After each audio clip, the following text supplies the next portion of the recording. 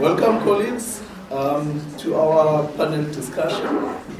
Firstly, just going to introduce myself. I think I've been around for quite some time. Most of you know me. Siyabulela Sabata. I'm from CPUT. I'm a PhD scholar here at Rhodes University, based in Chatham. I think it is a culture in this institution that in our PhD week, we always have a panel discussion around topical issues of the day. And today, we are privileged to have Professor Nico Klute. We've got three, in fact, speakers, panelists. We've got Professor Nico Klute from the Center for Higher Education Transformation. Prof. Klute undertakes large-scale national and international studies that provide us with extremely detailed and important analysis of higher education. And we're also privileged and honored to have Dr. Rachel Kurian, is from the Institute of Social Sciences at the University of Rotterdam in the Netherlands. Dr. Kurian undertakes research on economic reforms in a number of different countries and has special interest in how economic shifts impacts on gender issues. And we've got our own Professor Ayla. Professor Ayla is the Murray and Roberts Chair of Environmental Education and Sustainability in the Faculty of Education here at Rhodes University. Professor Rhodes undertakes research on sustainability around the world with a particular focus on the African countries. Each speaker is going to give us a talk of 15 to 20 minutes and some round of questions. But I will start by giving Professor Nico Klute an opportunity.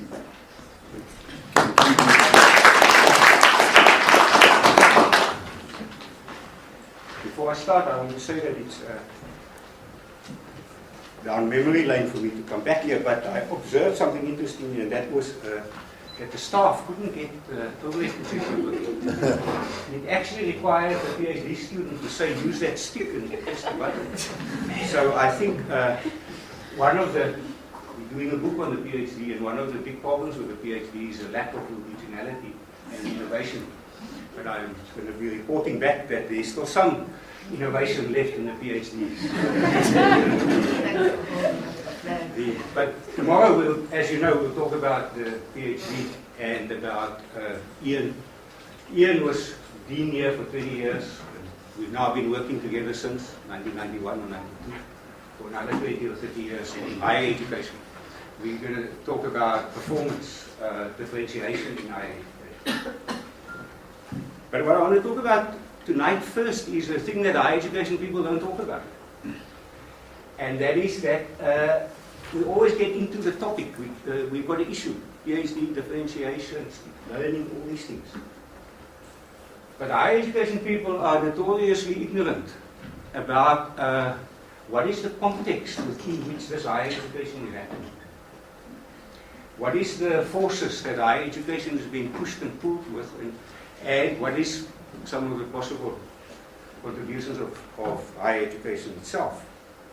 So I'm going to tonight to reflect a bit on that without getting to the actual role of higher education that much.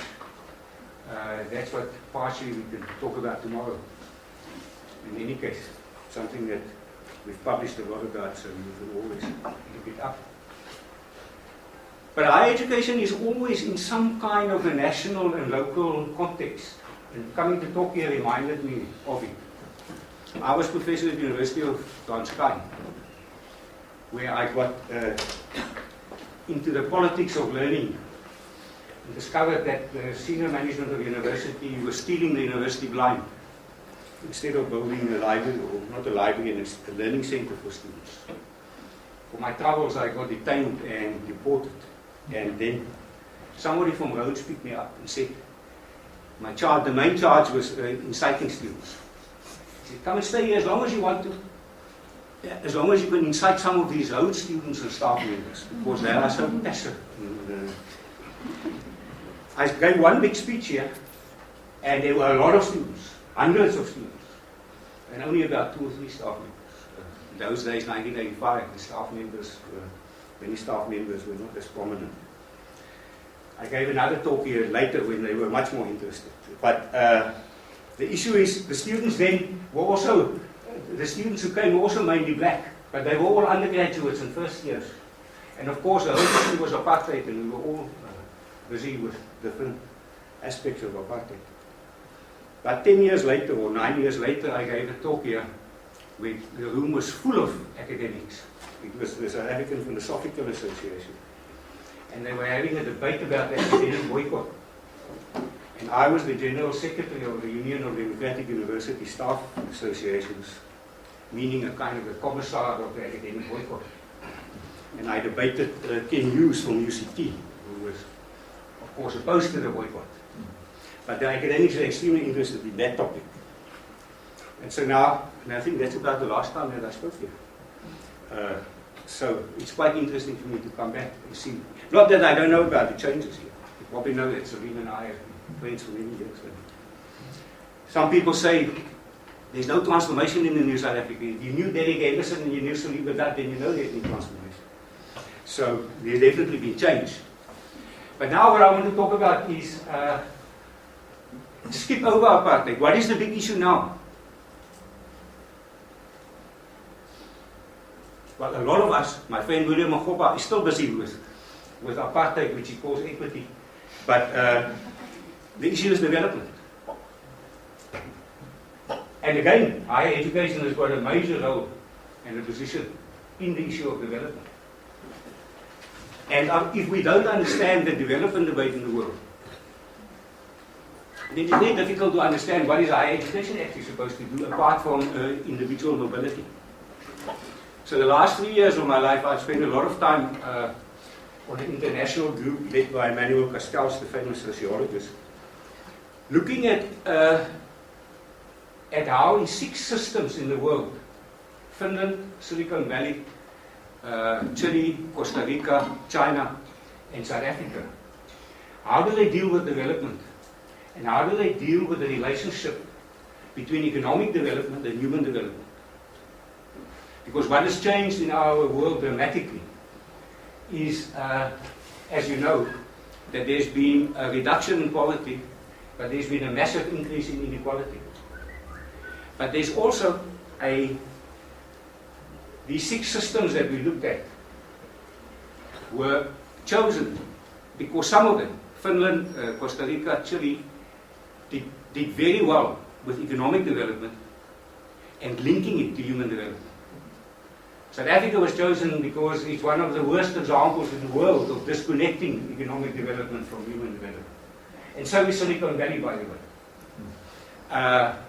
The same similar kind of disconnect happens there, and in China is in between.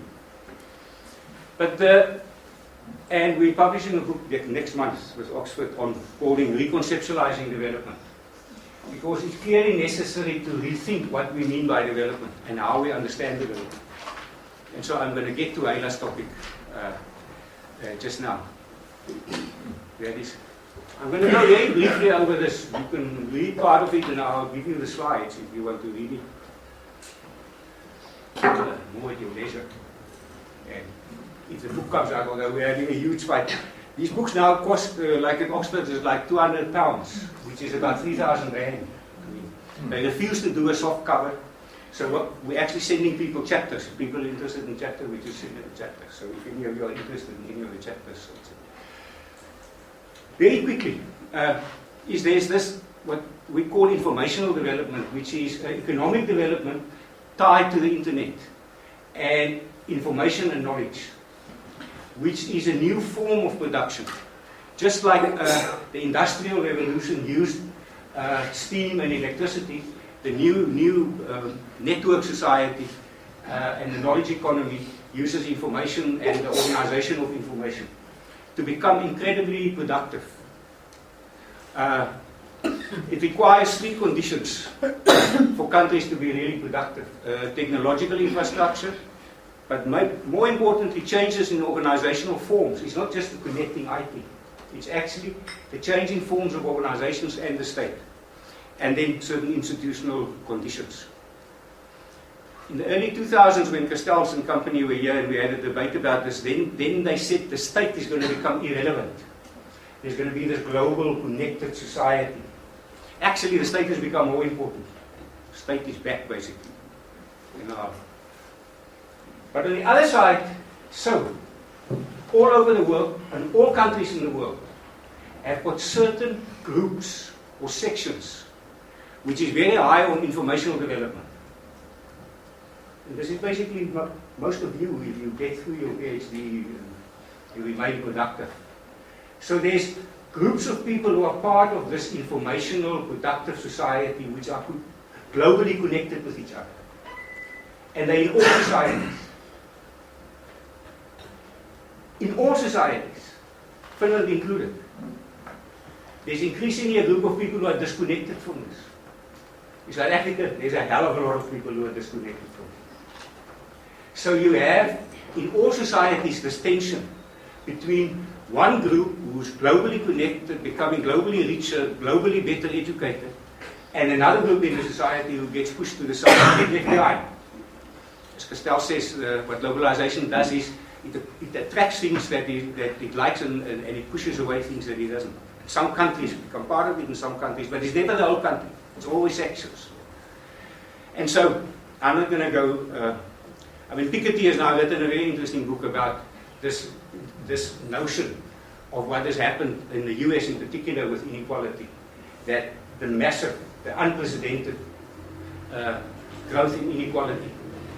Which then, of course, means that it affects human development in the sense, if you think that development usually is productivity, and then resources are moved from the productive sector to human development, to schooling, to hospitals, to all health, all these kinds of things. I'm not going to go into development here. Basically, you can see there, the issue is the kind of model that we're playing around with. Is that on the one hand, you've got informational economic development, and you've got human development, and then increasingly sustainable environmental development. So the old debate about the tension between information development and human development isn't sufficient anymore. You actually have to bring that in as part of it. And then in the center, you've got agency, government and social movements, which is the connectivity. And if you don't connect these, then you actually either develop just one side or the other side, and then the consequence of that is that everybody currently has a developmental problem. The term development has now become, and underdevelopment has become totally irrelevant. As that's one of the consequences of the 2008 crisis, which wasn't a global crisis, it was a European and an American crisis mainly, but it led to a shifting in power in the world. So now everybody has got some developmental problems that they've got to deal with. The study of us that we're doing was funded by the Finnish Prime Minister, who has to do a report every 5 years to the Finnish Parliament about the future. And Finland, who's supposed to be the most, on many indicators, the most developed country in the world. 30% of the population is clinically depressed, 20% is xenophobic, and they've got an unsustainable welfare system. So they may be the most developed country in the world, but they've got a lot of problems. And that applies to all countries around the world. And, of course, to us. And that raises the question, how does higher education contribute to this? Or what does higher education do? But before we get to higher education, just briefly. So the state is increasingly, the state had to save the financial crisis in the States and Europe, but basically you're taking taxpayers' money. So that has also enhanced the role of the state worldwide. But you've got to, if you look at so the state must struggle with this tension. How much money can the state take from this productive sector and give to the unproductive sector and for development? And that leads to, for instance, in our country, what we now have, which is a dynamic. The productive sector is financial and mining, extractive industries. That's where the money is coming from.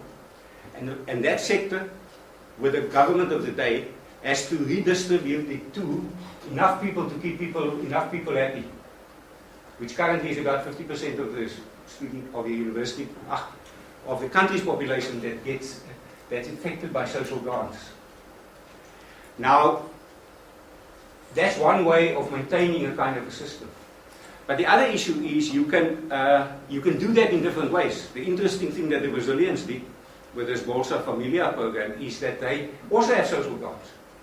But the children must be in school, and the mothers go to the school to get the money, and the mothers get education.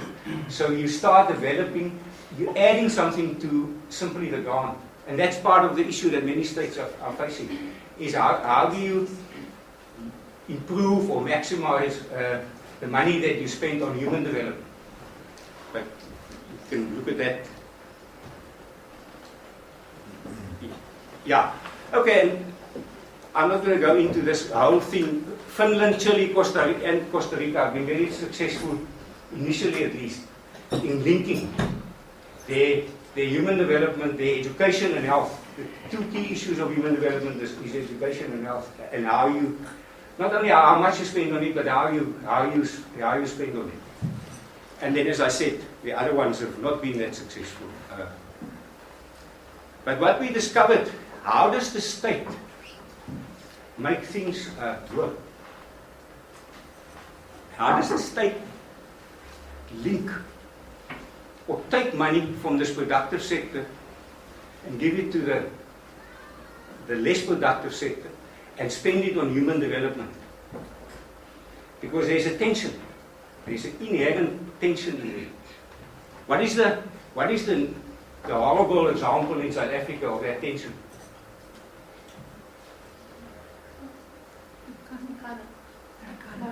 No, there's also the same person that switched the light on. Good, that exactly. Marikana. While everybody is listening to the Oscar Pistorius trial, the really interesting trial in South Africa is the Marikana. Marikana is a direct conflict between financial capital and mining capital on the one hand, and workers on the other hand, who want more money, who want better housing, who want better education. And they fought it out one afternoon there around the hill. And hopefully it's going to have consequences for us for a very long time. And we will have to think for a very long time, what are the consequences of that? But that's the most crude, basic way that this battle is fought out all over the world, in all societies currently. How does human development, the environment, and this productive part play itself out? How are the tensions mediated? Because there's tensions. These are not, everybody can't have everything.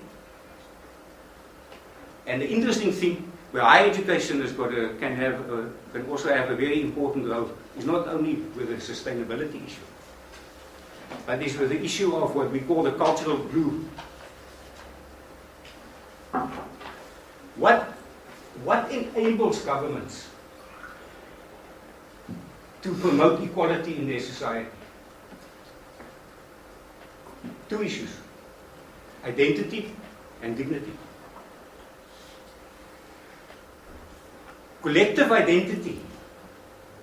When in a society there is a collective identity, it is enormously easier to decide that a greater proportion of the budget must go to welfare or must go to education than when there isn't a collective identity.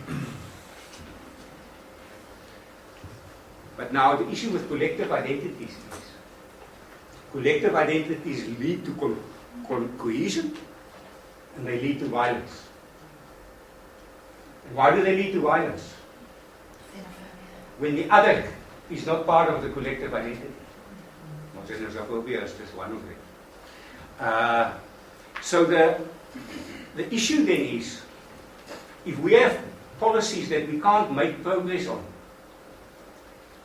and come to an agreement, what makes it even more complicated, what underpins it, what we don't talk about, is these two issues. And there's a great role on the cultural side for higher education, in terms of, you cannot all have one identity. You can develop a citizen identity. Mandela's great effort was to try and develop a citizen identity. But since then, we've lost that part. So now you've got a country with a lot of strong traditional identities. And there's a new book out in psychology on what is there South Africa. Of course, he ends up arguing there isn't there. But the issue is, you can have different identities if there's dignity. And dignity means that you acknowledge the other identity. But the moment you don't have it, then you've got a problem. Almost finished. Just a key thing about dignity. Dignity has got two components. The Amartya Sen component, which is capability. The other one is legal justice, John Rawls. And what's in South Africa is very interesting is we've got a Rawlsian notion. The Constitution is a legal dignity, a legal right. But if you don't have the capability to have control over your life with that right, then it doesn't mean much. Amartya Sen says, if you're going to choose between a job and a right, don't hesitate. Go for the job. So the problem that we have in South Africa that we're still struggling with is that we have got a legal right system, but we do not have a capability right, where people feel that they're in charge of their lives and they can actually do something with those rights. And that again raises the question is, what is the role of higher education in it? And in South Africa, this problem is particularly acute if you think that apartheid was actually, people blame apartheid for lots of things and understand it differently. But at heart, apartheid was a de-dignifying project. It had to de-dignify the others in order to build up its own identity and support it. So in South Africa, we've got a massive dignity problem, which plays itself out in what? I think in the Western Cape. Toilets. I mean, that is the most fundamental, basic dignity issue. In the book, we've gone much further. We developed an index for dignity.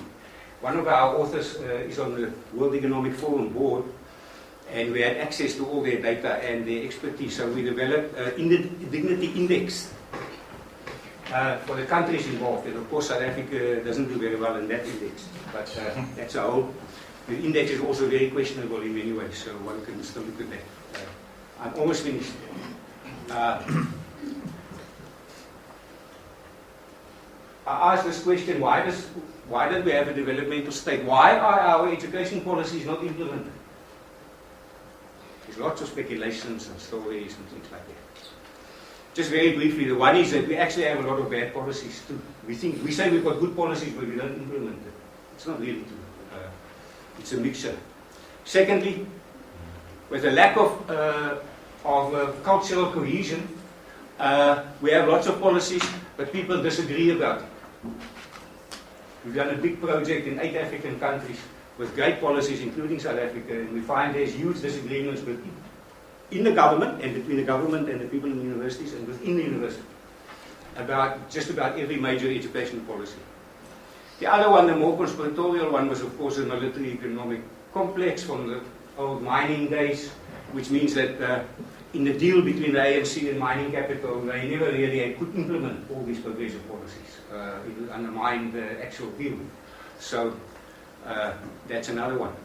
But I just want to conclude with this rather tongue-in-the-cheek about not implementing policies. which is where we still are. We still have in every era we've got a big policy thing which I've always been part of, and every era we don't implement it, and then the next era we've got another one.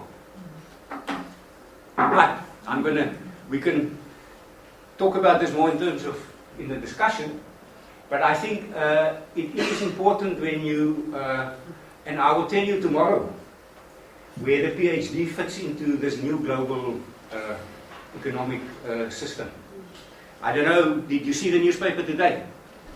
Naledi Pandor has asked for 5 billion rand for PhDs, to produce 6,000 PhDs a year in 2015 or something. No, 2020, something like that. So I'll refer this back to this tomorrow when we talk about the PhD and why the country is now suddenly so interested in PhDs. Thank you.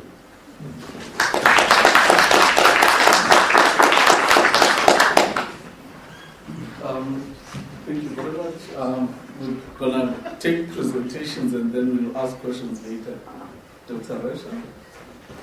Okay, well, thank you, Dr. Klute. And let me add that although because it's a question that's often asked to me, I do come from the Netherlands in the sense that I do teach at the Rhodes University, but I'm from India and I've lived in different countries and I'm here. And you've all had, at least some of you have had, solid sessions from me in the last couple of days on macroeconomic reforms, on stabilization, fiscal policy, monetary policy, etc.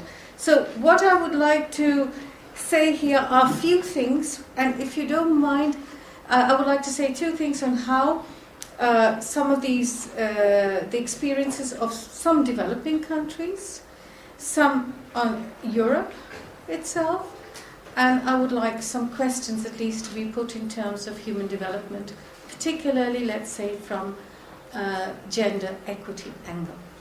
Is that permitted, Sue? No? It's your floor. No, but it's also a question I would ask. Okay, let me start off saying that, since the 1980s, clearly as far as Europe was concerned, there was a fiscal crisis of the welfare state, which made the whole, there was a whole battle of how do you deal with budget deficits and how do you make sure the government spending is cut. That became, in fact, a political priority, even though it was all couched within the language of how to improve efficiency, how to be more productive, how to deal with the debt, and so on and so forth. So in that process there came about, some people call it neoliberalism. I'm not going to use that word because I actually refer to the particular policies which have used a discourse of which stems from the neoclassical school of economics, but as we discussed in much more, underneath that there was certain power relations which were putting in certain directions. Okay. In making a cut for fiscal budgets, we saw that, I should not say we saw, because some of you I recognize have not been there. One of the issues was cuts in fiscal policies, cuts in budgets. Now, to a large extent, the state could choose where the cuts were. Certain cuts had to be made, but the choice of where the state chose remained also within, to some extent, the state. The IMF, which was one of the major global institutions of governance, which put some of these conditionalities on many developing countries, left it, at least in the beginning, to the choice of the state where the cut should be made. Now, in a country like India, you can make the choice, where do I cut? Do I cut the soft sectors? Do I cut the health, education sectors? Or do I cut the budget for defense? You can't have both. And in many cases, in many years, in a country like India where you had a huge amount of poverty, you still had increasing amount of money being spent on defense. Something has to give, and it was usually the soft sector, what they call the soft sector, by the way, which inevitably meant education, social security, welfare, and other services. So in many countries, and I now talk about, let's say, Tanzania, Mexico, Philippines, and less so in India, but also coming there, that the cuts that took place really meant, as far as education was concerned, that even basic facilities were not provided. I'm not talking of primary, secondary education. I'm not talking of higher education, which I'll come to. You had situations where really they did not have even money for desks, for textbooks, for basic education was cut. And therefore a country like Tanzania, which has actually had a solid history of building up basic education, saw that it was really being eroded. And the same was, it is amazing that the same thing happened in Mexico, because Mexico was actually an oil-producing country, and you would have imagined that the last thing to happen there, but similar things happened there. As far as... so let me go on to Europe, and there I will shift on to higher education. So on the one hand, you saw that the macroeconomic policies in the developing countries were really having a rather bad effect. And like Professor Clote said, you could have the rights for education enshrined in the constitution, but it was in the constitution of the Philippines and Tanzania, these countries, but you really were not given the opportunity, let me say, or you were not allowed to develop your capabilities to exercise these rights. In Europe, however, a different kind of a process took place. You still had fiscal cuts taking place, and here you saw that let me use the term neoliberal ideology, the ideology of the markets, the ideology that the best way to go forward was to go for the free market solution, increasingly was reflected, and I'm being controversial on this, in a push on the higher education, which is most perhaps reflected in what they call the Bologna process. The idea was, of course, you had to move towards productivity and efficiency. These are words that nobody would disagree with, surely, you know. It was the state, the rationale was that, hey, the government and in Europe was subsidizing a lot of the higher education, so we want to make sure that the taxpayers' money is being spent efficiently and is done productively, and so on and so forth. But the very criteria of productivity and efficiency was sort of reflected in how many indicators can you have to measure this. In other words, how many PhDs could you have? How many students passed? How many people were able to go through within a certain number of periods? So a process, which was a much more wholesome educational process, was suddenly being managed, if you want to say, by a certain management, which, not understanding to a large extent the whole challenges of giving an education system, started translating it into certain indicators. So what you had and what you still have at the moment in Europe are extensive number of inspections, regulations, commissions, and which are constantly trying to evaluate how are you doing in terms of how many PhDs have you produced, how many PhDs. Your success is measured in terms of number of people who are passing, who are getting through the courses, how many years you are taking in that process. And naturally, this whole efficiency argument is taken on what we would call almost an input-output character. You know, your capital output ratio, or whatever you want to call it, it has that. So if you do not have so many people passing, it is seen as a fault of the quality of your education. This is a very managerial aspect, and to that extent I would try to argue that yes, while neoliberalism or the market-oriented reform suggests that you must cut down the role of the state, I do agree with Professor Clote that it is another kind of control that is being put down, particularly on this education sector, by a group of bureaucrats or management who actually also control a lot of money and who are able to do this. Now, the other last point I want to make is, and you can ask me questions on this, is we are constantly being pushed into reorganization. The higher education sector is constantly being reorganized. You have more and more a situation where a smaller group of tenured staff, let's say, are being circulated almost by a group of non-tenured staff, casual staff, who come in to do the teaching. All are in the sets of, being separated into little bits. Therefore, employability has a very market-oriented, flexible notion, which is, of course, part of the same market-oriented reform discourse. But the net effect is actually a lot of insecurity, quality being gauged in terms of certain indicators, as well as people, actually, most of the academic staff, being constantly under the control of a managerial group of people, commissioners, inspectors, etc., who are actually having a lot of money. So you see a kind of a schizophrenic change going on in some of the universities, let's say my university, the Erasmus University, where actually we become quite scared of what is the next stage of the reorganization. What does it mean for filling in more of these forms? How do you fill in these forms? And a constant kind of, the weapons of the weak. How long can we get away with it before we're actually caught, before filling in the forms?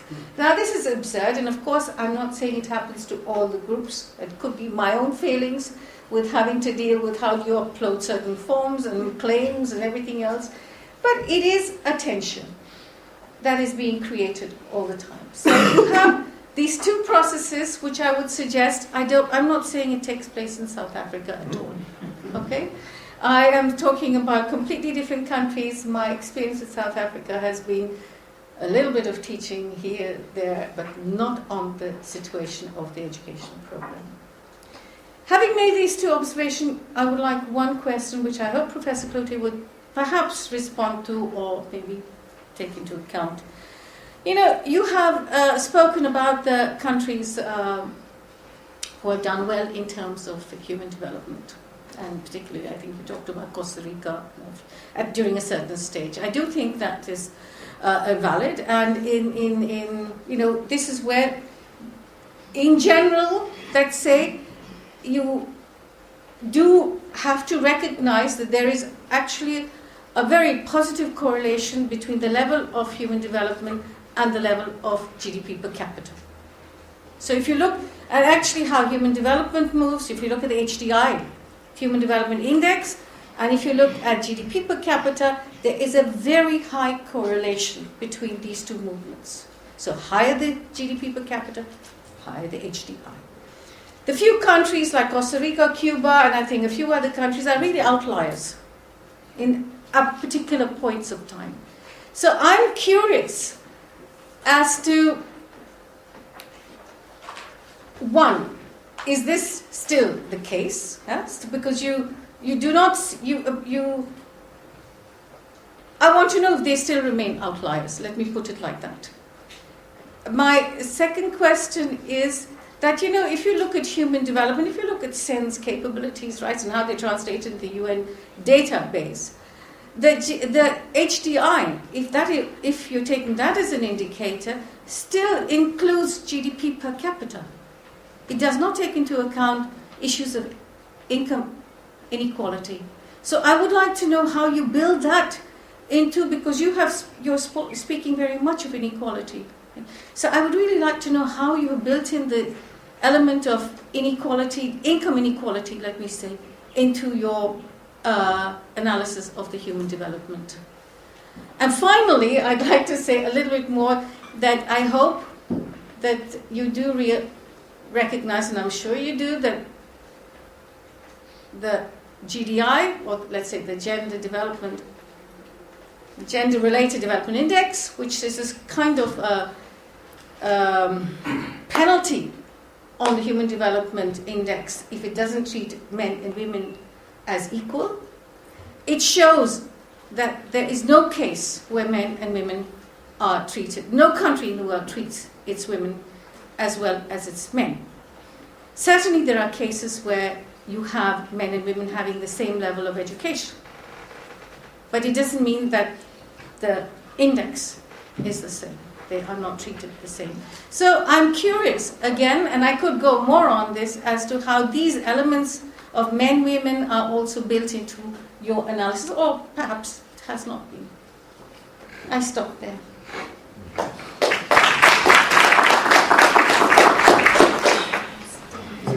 Frida, our last speaker, and then we take the answer.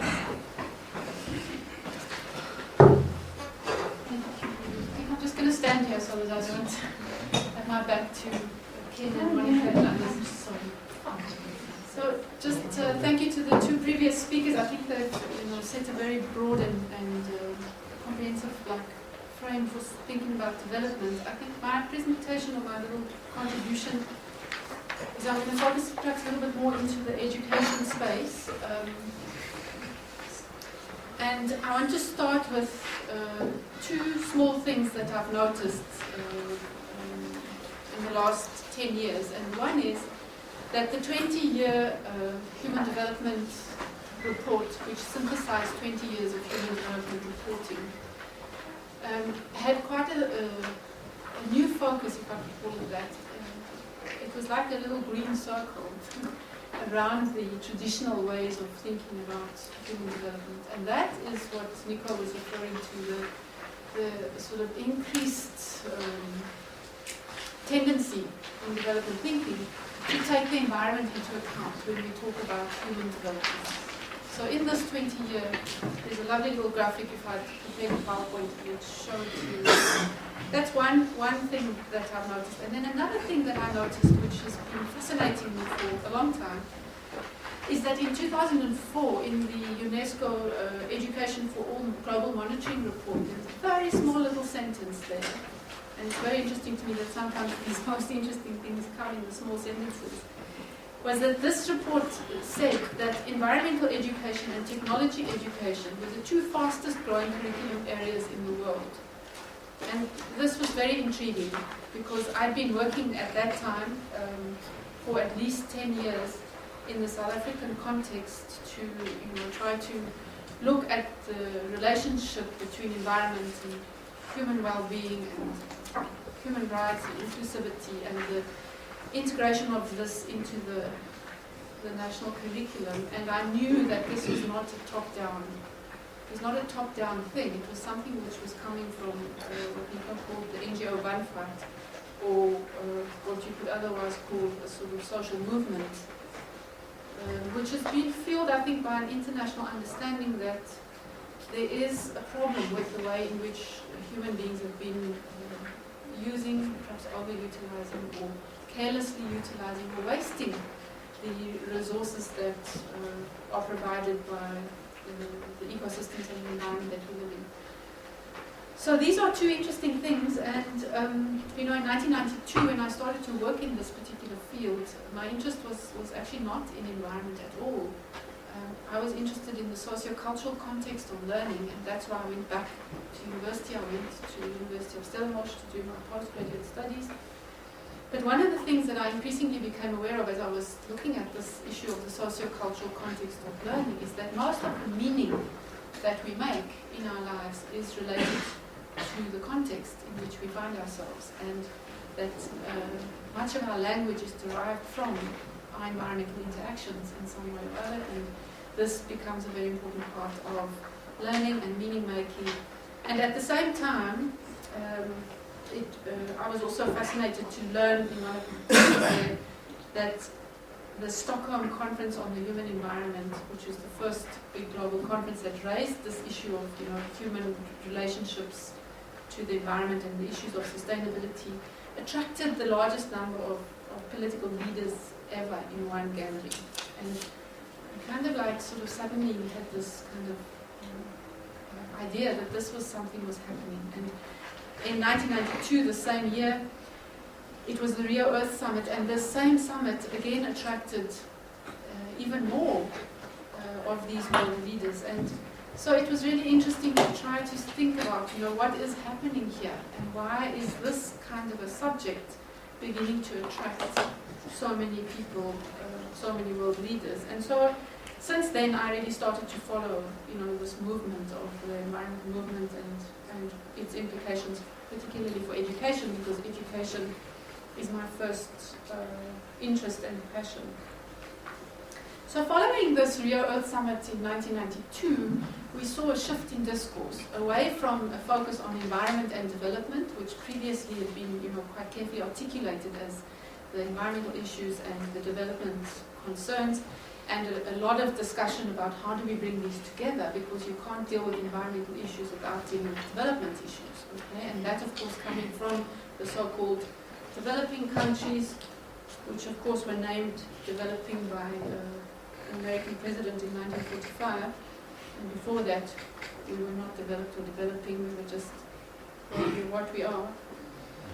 So so this discourse changed then, and it changed to the concept of sustainable development in 1992 at this Rio Earth Summit, and also we then for the first time saw the concept of education for sustainable development, and that has been a growing and ongoing movement.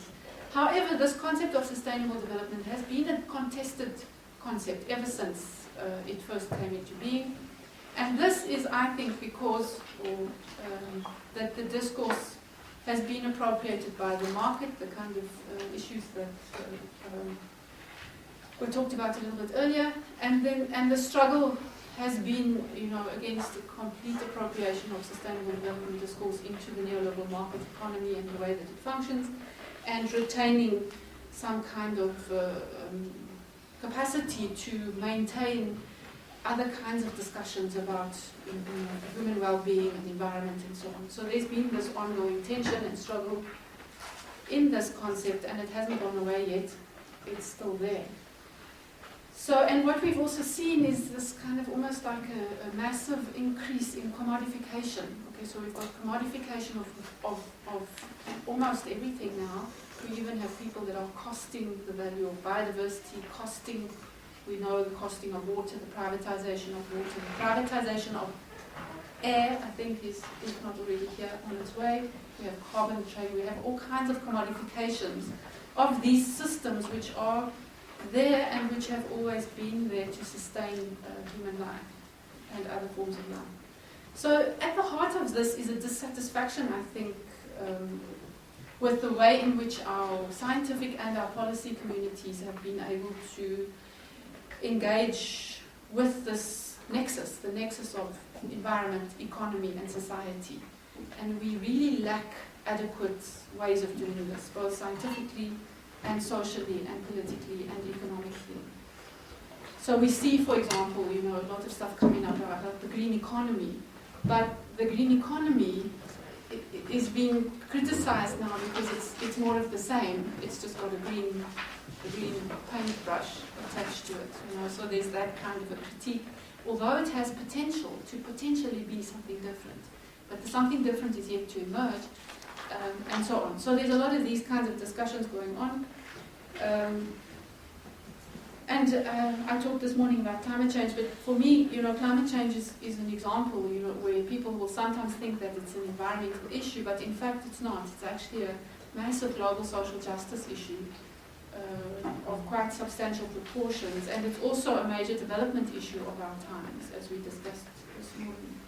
But we still see persistent policy failures to address these, and I think I read an article in 2011 by somebody called Goffman, who was writing in the Radical Philosopher Journal, and he said that the COP17 that had been hosted in South Africa to address climate change is probably one of the biggest political failures in human history to date. So you kind of get this kind of ongoing political failure. And so these are not easy to deal with, and the reason for that is that they are intensely political, and they also have implications for the way in which the capitalist trajectory, and particularly the neoliberal capitalist trajectory, operates.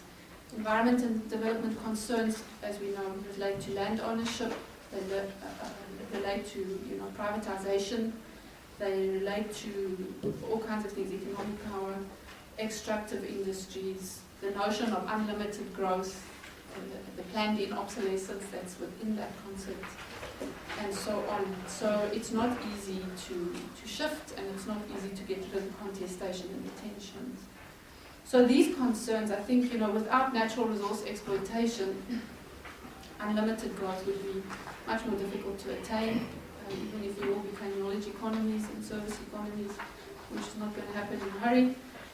And also, if externalities were costed in to our economies, they would probably not be viable, I suspect. So the concerns are, and they remain, I think, quite intractable, and there's a lot of work to be done to really kind of shift these things. So even though this is the case, we do see a growing consensus that we can't have this business as usual. We see the kinds of efforts to try to rethink development in different ways, which, as I said, increasingly is including the concerns of how people relate to the environment that they depend on for their own survival, and so on. So there is this kind of stuff going on, and the sustainability concept seems to still be one of the most robust or widely used concepts, even though it is contested, as I mentioned, and it can be and has been appropriated in different ways. It still seems to be a kind of an anchor concept that people are working with. And we've seen, actually, as we speak this week, that the Millennium Development Goals, which Nico talked about earlier, are pretty much being wiped off, the plate of history, and they're being replaced at the moment. I had a couple of copies of the Sustainable Development Goals, which were released on Friday. I think Vanessa was circulating some of those.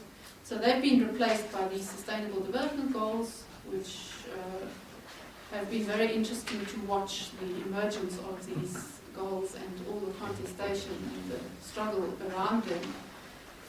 And the fighting over words, it's really interesting that people fight in two ways. One is they fight with drones and kill each other over borders these days, or they fight with words. And these fights with words are quite profound, and they go on for years and are really difficult and intractable as well.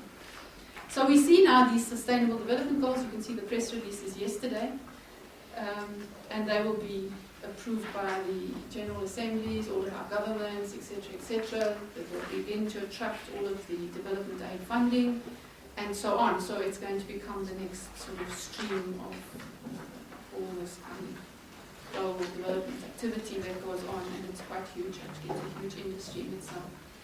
But interestingly, in these Sustainable Development Goals, yesterday I got an email which said, yay, Sustainable Development Goals are now saying that by 2030 we should, as a global community, ensure that all learners, you can see it's a bit like a sermon, acquire knowledge and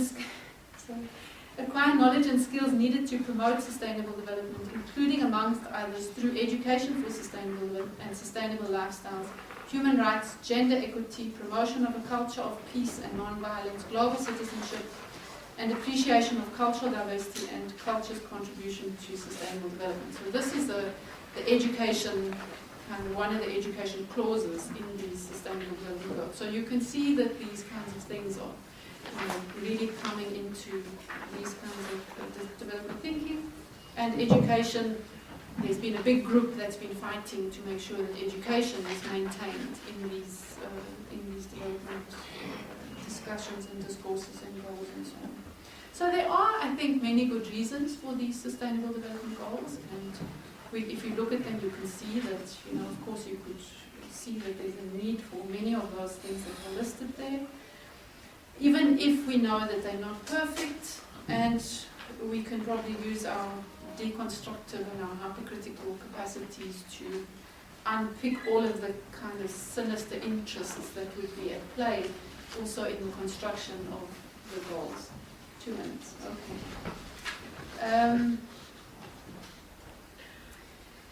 And of course that's not difficult to do because we're so used to doing that sort of thing in academia. But I think that given the kind of context and the sorts of issues that we are really talking about when it comes to, when the whatever hits the road, that I think we need to think a little bit more differently about this, not only in cynicism, in terms of cynicism, but also in terms of the real meaning of what's going on and what these signify in our societies. And the kind of question we could ask ourselves is, well, should we spend the next 15 years being critical of these sustainable development goals, or is there another possibility for engagement, or other possibilities for engagement? And it was interesting to me, I mentioned this morning that there's a kind of an emerging discussion about the kind of social theory that we work with, whether the sort of hypercritical, analytical social theory is adequate, or whether we need to really be developing more reconstructive forms of social theory. And particularly this is coming up around the idea of the agency of social movements and collective action for change, and to really bring civil society, citizens into the story, because the states and the transnational corporations and the military complexes are failing us, actually. Inequality is getting worse. The gap between the rich and the poor has not decreased. Okay?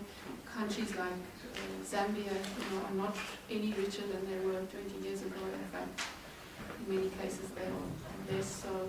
So these institutions, our societal institutions, are failing us, okay, as citizens and as ordinary people. Not only us, but also the future generation, your children, are also being failed in the process. So there is a much stronger interest in social movement, and revival, I think, of social movement, and then a lot of theorizing around agency from below. And how does one engage that agency? And Nico talked about Moroccan, and they had a film show here at the university a while ago that I went to, which was absolutely fascinating. And the issue there was agency from below.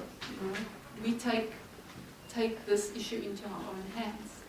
We collectively organize and begin to do this work. So this is an interesting kind of trend that's going on. I think it will be worth watching it. It will probably be worth engaging with it carefully. Because something actually needs to happen to break the kind of trajectory that we are on. And not only us, all over the world. It's not only South Africans or Zambians or Malawians or Botswanans, or it's not only Southern Africans, it's people all over the world. They are increasingly becoming more concerned about the direction of human development. So I think, this is, I'll probably just end off there. I had more to say about, education and sustainability, but I think I did mention some of that this morning. The one little point that I did want to make is that there is a point to be made in the relationship between education and sustainability, around the relationship between the link between research and education.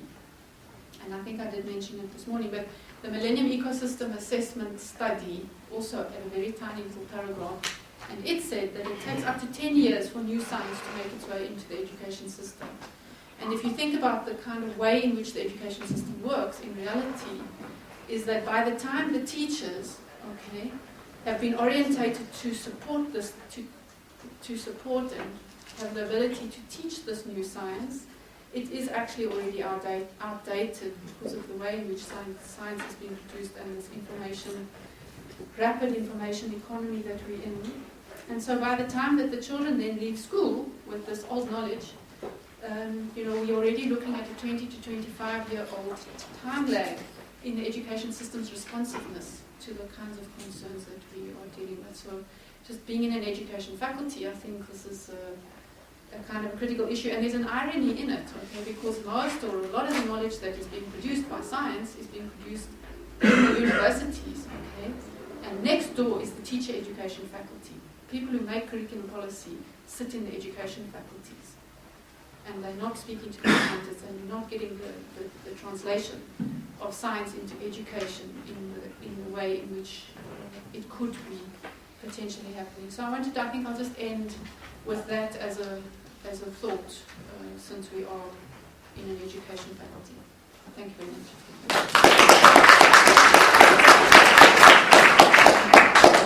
Thank you, colleagues.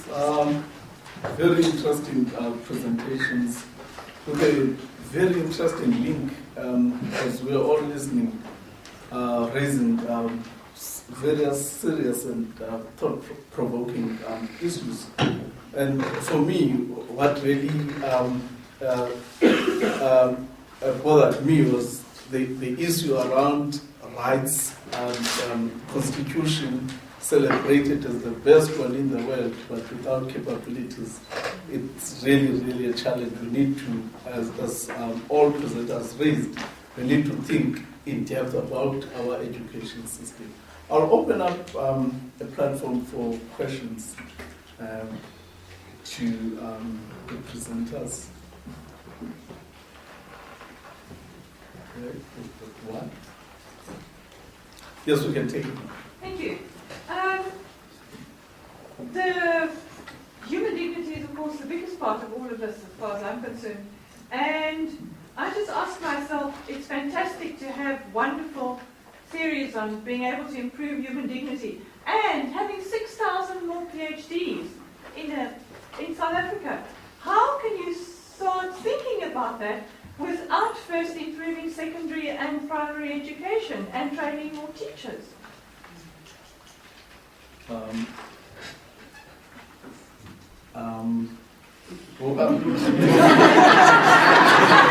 Yeah, but you know, the interesting thing is that all the speakers have tapped on this. I wanted to say this because she was the last one to talk about it. But Prof. Claude? There's an interesting similarity between your question and Professor's, which is at the heart of the discussion that we're going to have tonight. And the one is, it was ended off by Haida. Haida talked about interconnectivity. That science happens here, and the curriculum happens there, and these things are not connected. What I tried to talk about was that you can't, that in the new network global world, you have to link different things. You can't think of one thing. So the professor talks about GDP and human development. They don't go together, actually. I skipped my slide there. In South Africa, if you take a simple index of the ranking of GDP and the ranking on HCI index, in South Africa and Botswana, it's minus 60. In Costa Rica and Chile and Finland, it's plus 20. It means that there's that we do well in the rest of the world. We do fantastically. We do quite well in terms of GDP, but very badly in terms of human development. Now, and the whole macroeconomic, I dare say, idea was GDP, increased GDP, then human development will follow. It doesn't follow. That's what the new global world is telling us. They have become disconnected, and some countries somewhat connected, and other countries disconnected. Now, coming back to your question, it is the other side of this question. Now, sounds like you're working for the World Bank.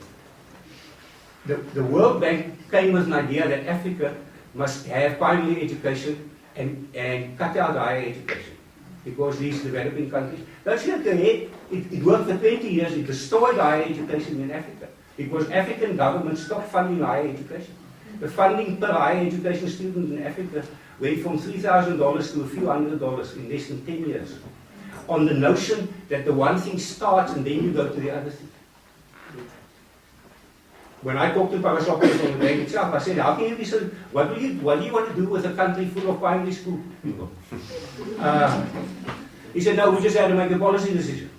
The issue is, and we've had the thing in PhD is interesting, he's actually been in the newspaper.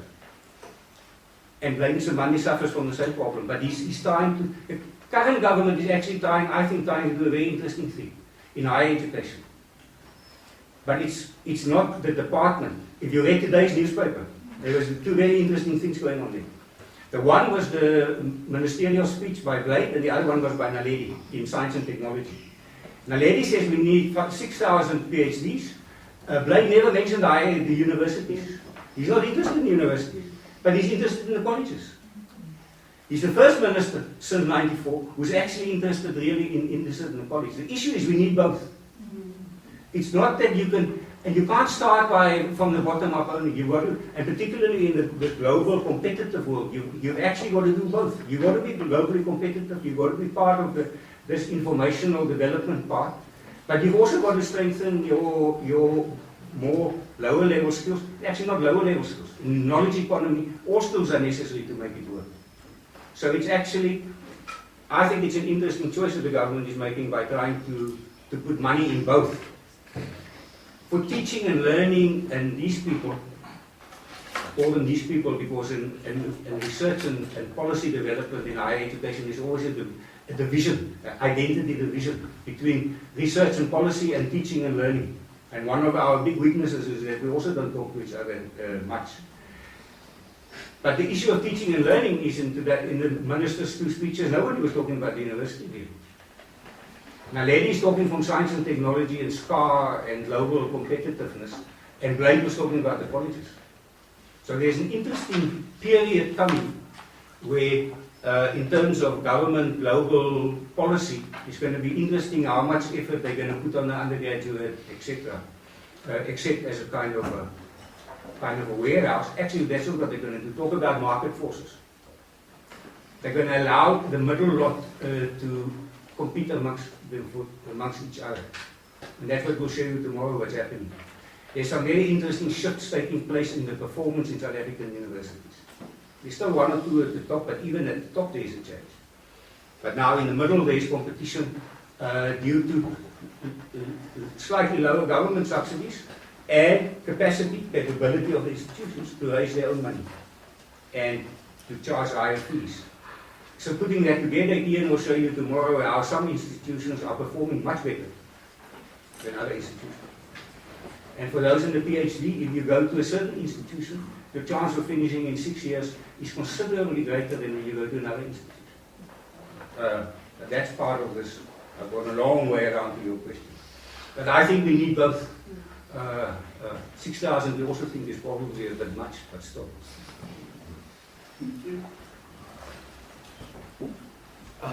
Okay, let's take another question. Valile? Yeah, thanks. Yeah. This issue about using the managerial discourse in terms of trying to understand the issues and the quantifications keeps on coming up regularly.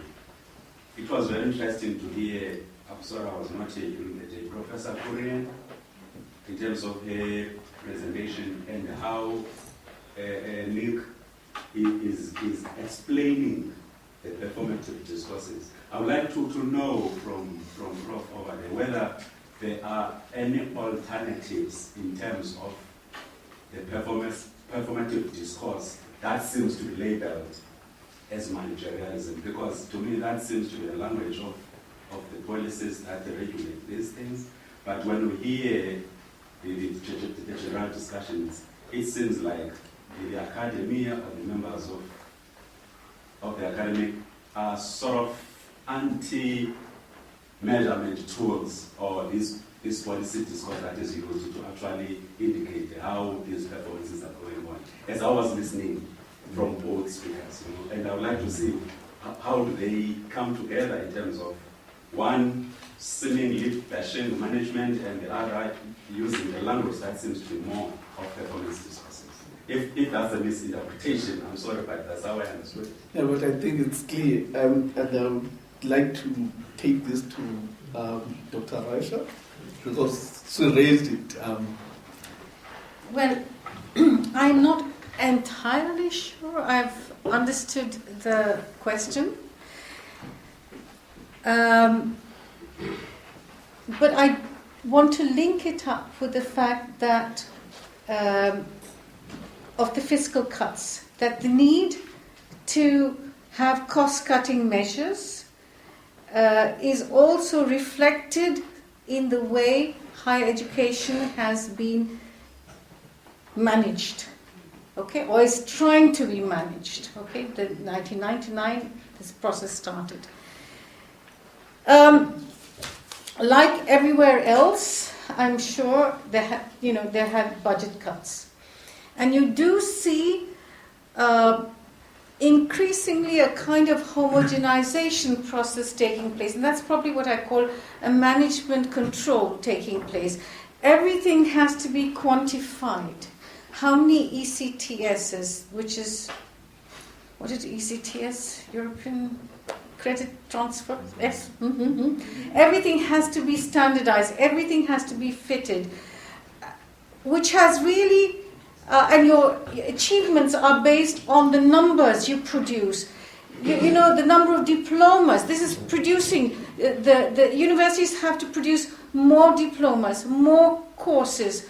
People have to success. And the success is measured in terms of the output. You are now a producer.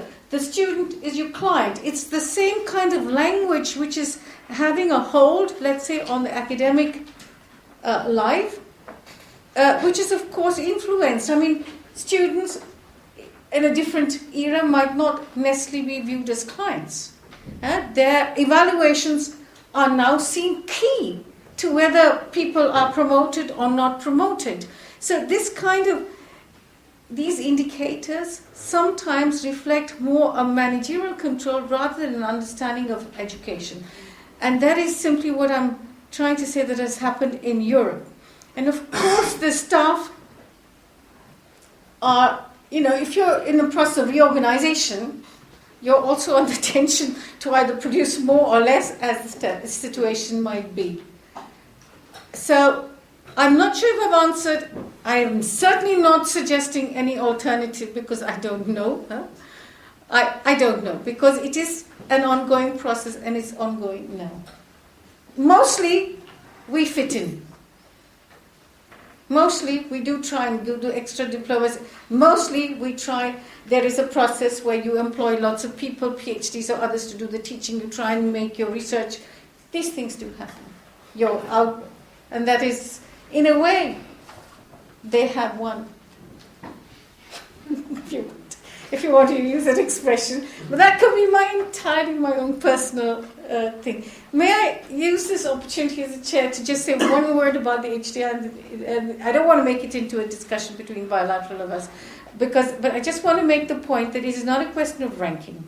I do understand the ranks might change, and there's absolutely nothing about the question of ranking. I'm talking the absolute relationship between the HDI and the GDP per capita. And across the world, if you look at it, there is a correlation. There's not a question of the ranking. The rankings are different. I agree. Okay, so let me... Okay, I think you wanted to add something on this question. Oh, okay. Let's take... Yeah, just to pick on HDI and GDP and so forth, there's an exciting paper which has been published by Costanza et al. In 2014. It touches on those key points. But again, coming back to what Haila has just said about this production of knowledge and then this gap, 10-year gap before it comes into education and so forth. To me, the biggest shock is what we have just circulated. Last month I was examining students on sustainable development goals. We were using 6 from Rhodes et al. Published in 2013. Now they've mushroomed to 17 within a month or something like that. How then do we keep pace with such dynamic and highly changing things in terms of knowledge? It's like chasing your shadow. You can't catch it until you are dead. Can I add one small comment to this so that she can answer both? Okay. Very quickly, it sometimes looks like a wish list. And as I think it was Philip Aston who said, when you talk about human rights, you have a whole discourse of MDGs, human rights, and then you have the neoliberal reforms going on. It's like ships that pass in the night. How are you going to get this as a goal? Does it just represent a kind of a wish list? Or how are you going to change the other systems so that this becomes some sort of reality? I'm just adding to the question. Do you want to add a question, Corinne, or okay? Yes, let me just quickly speak to those the issue of keeping up with the rapid rate in which knowledge is being produced and then what the implications are and the selection and transfer of that into education system. It's really not an easy matter, and I think it's becoming more and more difficult. So what you're seeing in the education system emerging is a move away from, you know, the kind of concepts and keeping up with concepts, and more moving towards what they call 21st century skills, which is like, you know, creativity and your capacity to find information and so on. And I think that, oh, sorry. I'm really tired. So well, I was just saying that the problem of keeping up and then keeping up with, you know, the pace of knowledge production and change is a very real one, and particularly for the education system, because it's a slow system. It's a system that's often quite slow to shift. So there are things that are coming up that I see. I don't agree with all of them. I think some of them are a little bit dangerous, where the focus is now seemingly moving away from, you know, teaching knowledge and concepts, and because it's changing so fast, to rather teaching the kind of core skills that are necessary to access and work with knowledge. And there's a big trend going on in the education literature around that particular issue at the moment, and it's still up for debate and for discussion, and it's not an easy discussion.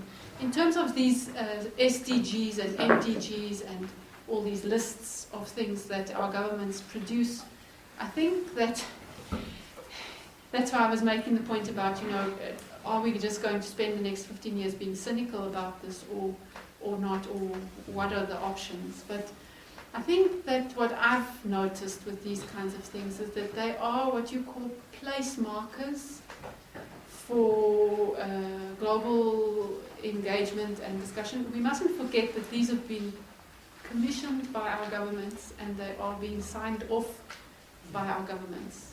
The mediating group that produces them is the UN, and they are mandated by our governments to do this work on their behalf. Whether the governments actually buy into that in terms of implementation is, of course, the big question and the big problem between policy and practice, between international and national, global and local, etc., in the policy space. What I think that they are actually interesting is that they are like almost like discourse markers of intentionality. But the realization of them, as we know with the MDGs, for example, is that, and it's very interesting to see on the second page of that press release, they say that the MDGs have been something like one of the major forces of development in the world.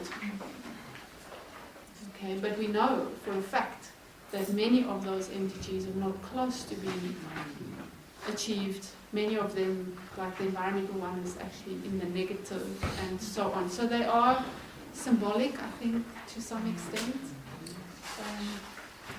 And it's about the global national politics. Yeah, I don't know if I can answer that any better than that. Yeah. Oh, okay. You want to throw a question, and then we will respond with Ed on what Ada raised. Okay. Well, I'm interested, Hale, in you saying that we're moving away from concept to the skills you need to acquire those concepts. You said something else very interesting that I picked up my ears to, that you said we need a new kind of social theory. So here we are, all academics. And I'm wondering how is this impacting on how the kinds of concepts or the kind of theoretical frameworks we need to be using in order to address complexities. I think that's a whole PhD week on its own. It's a big question. I think it's the question for social theory in the next 20 years, actually. And it was very interesting to me at the Critical Realism Conference that it was actually being opened up and discussed, this idea of a reconstructive social theory. But we don't even know properly how to constitute it. Never mind have the adequate kinds of language. So I think it's an open space, a big open creative space. Don't have that. Just to comment that the misnomer here is these things are not the Millennium Development Goals never had a model of development, nor does this say. They were a group of rights, basically. They're rights-based. So, education for all is a right. It's not a capability, it's not a deliverable. And they came from the zeitgeist of that time. There was this debate about development. This one is now, again, and I know this really well because Fernando Calderon, who's working with us on this group, is Banking Group's advisor. They don't have a model of development. But there's such a political pressure now for sustainability. So sustainability is now the discourse of the time. And what's going on here, Goal 4 is very interesting, for instance. There was a huge debate about that higher education must be specifically mentioned, because previously it was education for all.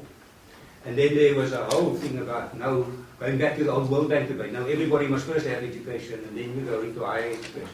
And then what came out of this statement now is a major move from the previous one, saying basically education for life, not saying primary, lifelong education, quality. Now what does quality mean? The interesting thing that's going to follow now, which I think is an interesting thing for people to participate in, is the indicators that you're going to develop out of this. This is just a statement, a goal statement. There's going to be a debate and there's going to be input around what is quality education now, how are we going to measure it? And that's where higher education is going to have to come into and say there needs to be an indicator of higher education, in whatever way. In this thing, otherwise higher education will lose out the game. But I think these you must just see simply as markers of big issues. And none of them can be resolved by the groups that work because they're too conflicted and too at each other. But it's going to be another interesting process. But you know, I was at a meeting with our government where there was a big thing about making an input into this. And there was a going on and etc. Who of you know Believe it or Wana, who as a comrade of mine from the University of Transkei for many years and who's now Blade's big advisor on the colleges. People were going on. And she stood up, she said, what is all this thing with this development goals? It was shocked silent. She said, which country in the world has developed the fastest in the history of humankind in the last 2 decades? China, of course. Was China part of the Millennium Development Goals? No. Is China part of these goals? No. She said, why don't you just go back home and start working on our goals? Which of course is what the NDP tried to do. So I really don't think people must get too worked up about these things. They another discourse and they're going to go on there. And it's interesting, but it has very little real policy effect in governments. And a lot of policy people travel all around the world having great time debating these things heatedly. But actually, it's going to help nothing to the kid next door. So, I think we'll take the last one. Thank you. That is appropriate for me to be the last one. Now, for me, I think the tension is between the issue of the political power and the economic power. For example, with whom does the political power reside currently? And with whom does the economic power reside? And it seems people would like to, they have the political power and they would like to get the economic power by all means, for example, corruption. The second thing is the issue of the tension between the policy formulation and the policy implementation.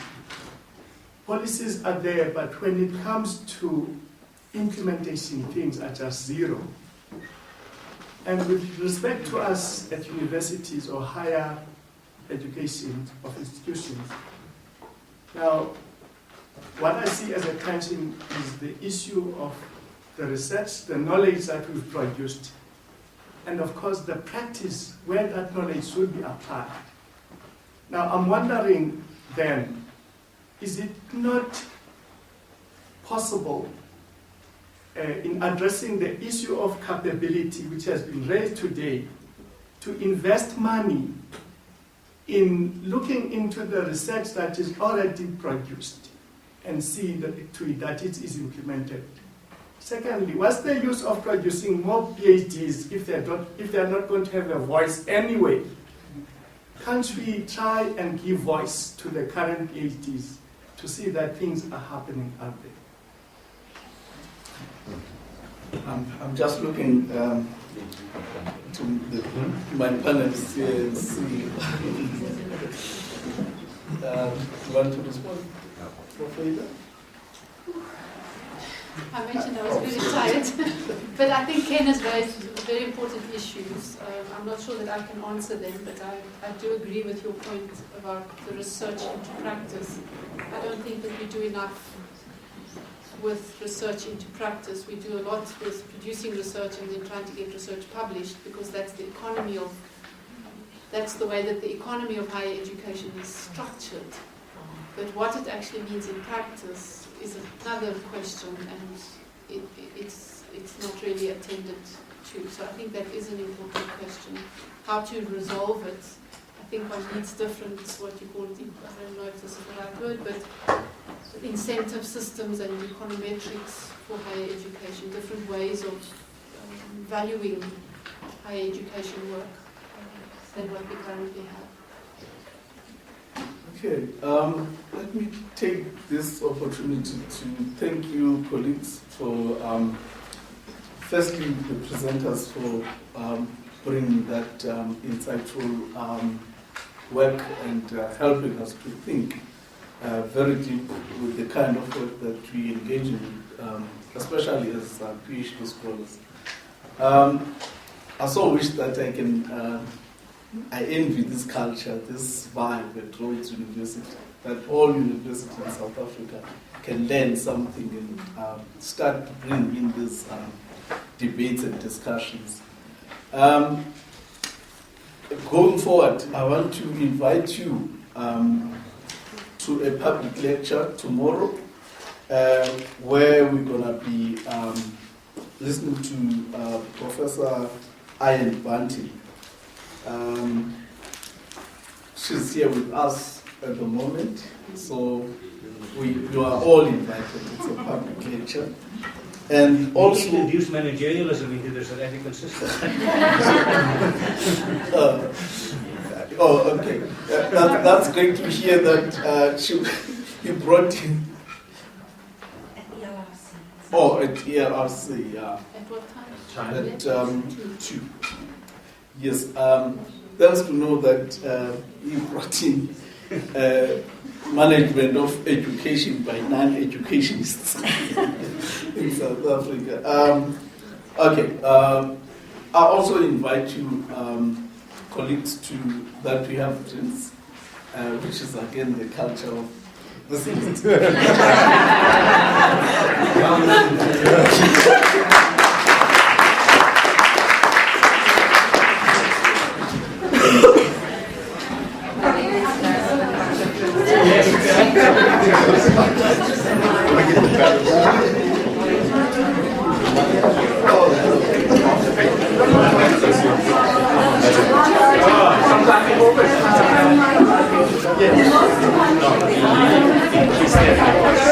Let's go,